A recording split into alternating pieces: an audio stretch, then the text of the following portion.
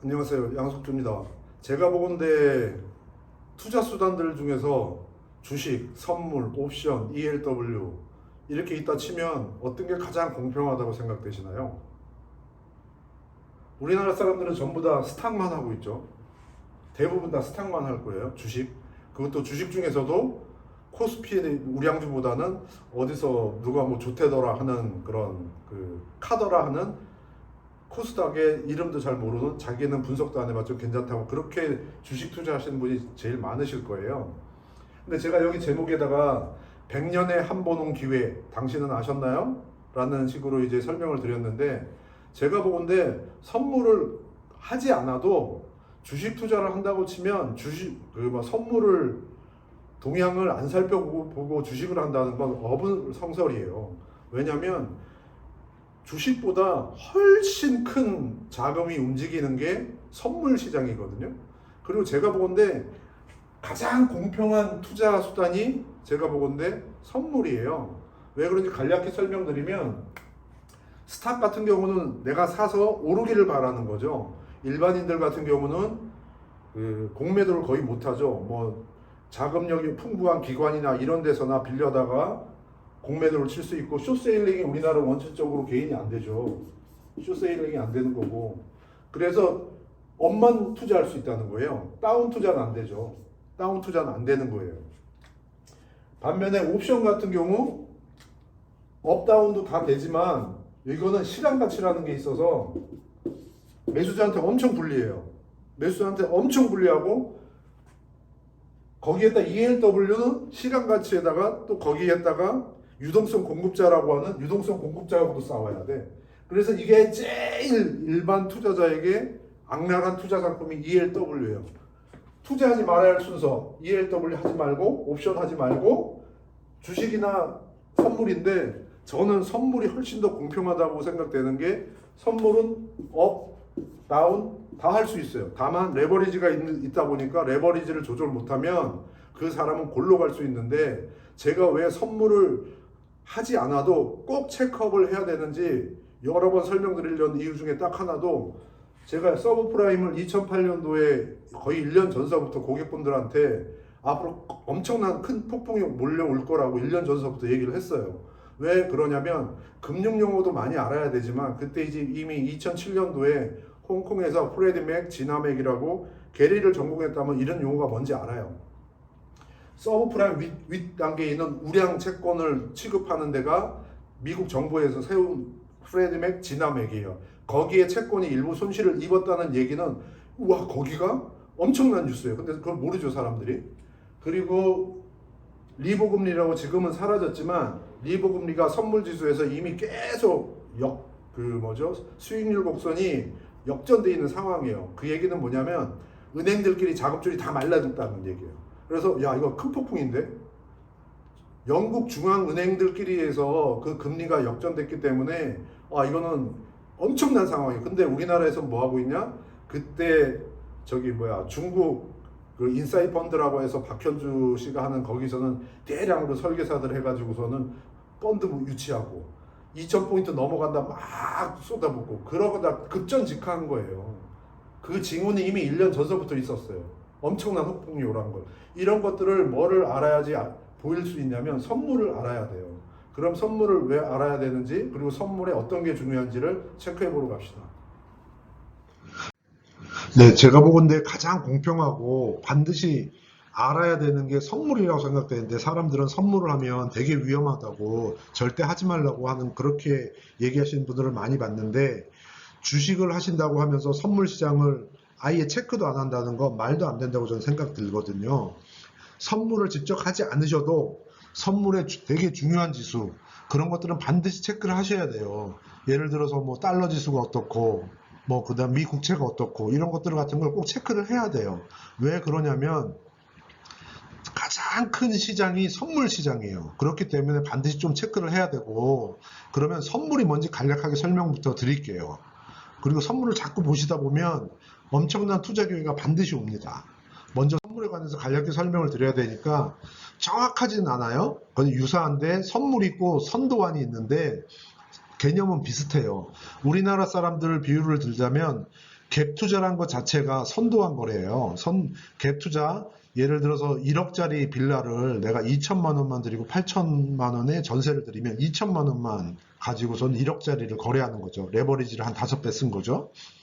그러면 2년 후에 전세 입자가 나간다고 할 때 주려고 했더니 빌라가 1억 10% 올랐다 치면 나는 2천만 원만 투자했기 때문에 실질적으로는 50% 수익을 보는 거고, 9천만 원으로 1천만 원 떨어졌어. 현물은 10% 떨어진 거지만 나는 2천만 원 투자했기 때문에 실질적으로는 마이너스 50%죠. 결국에는 갭 투자가 레버리지라는 거죠. 레버리지고 선물도 선도환도 똑같이 레버리지를 갖고 투자한다고 보시면 돼요.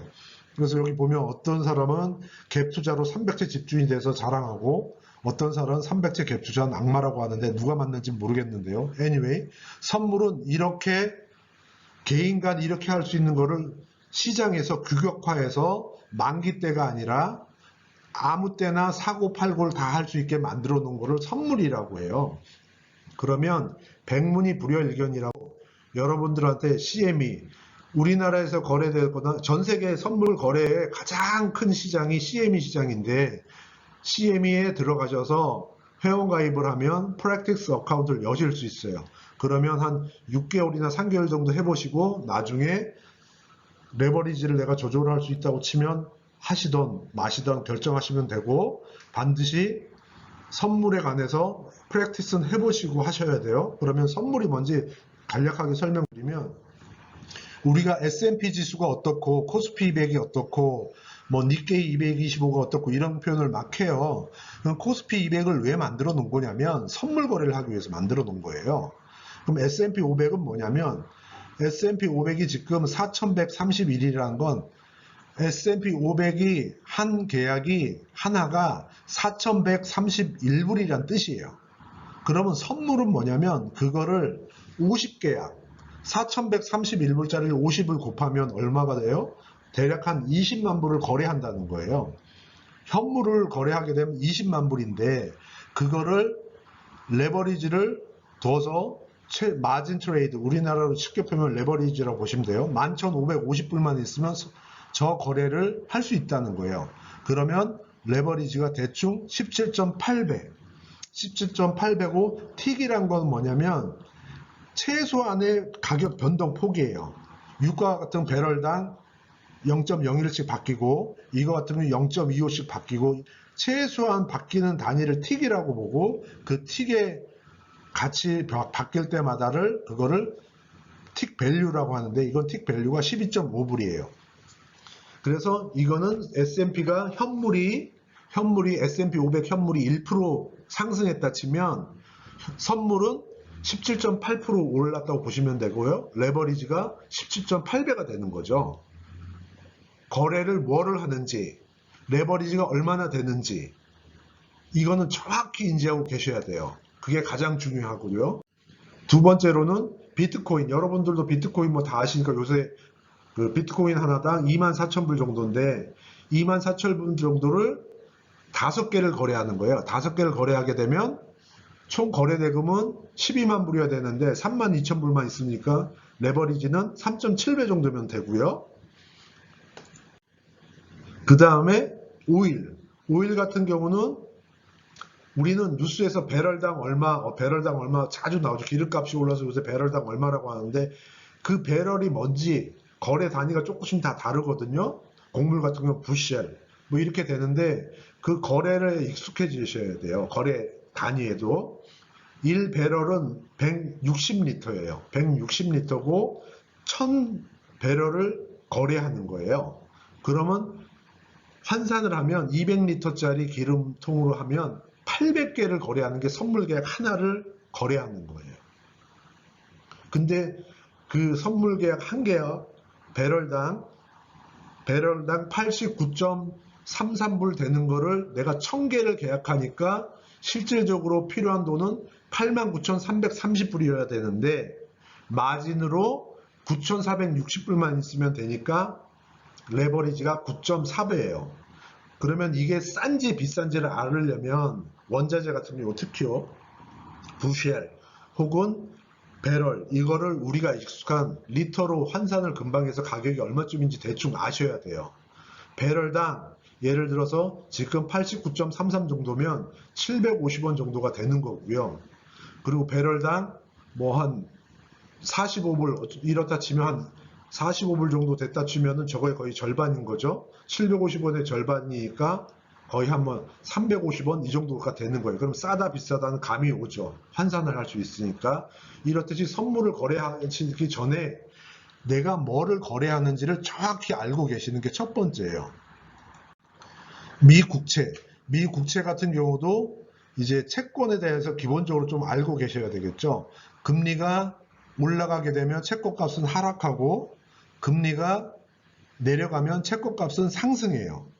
그 정도의 기본적인 상식은 알고 계셔야 되고, 미 국채 10년물이 전 세계 채권 거래 대금이나 거래량 중에 가장 많다고 보시면 되는데, 그게 가장 지표물이라고 볼 수 있겠죠.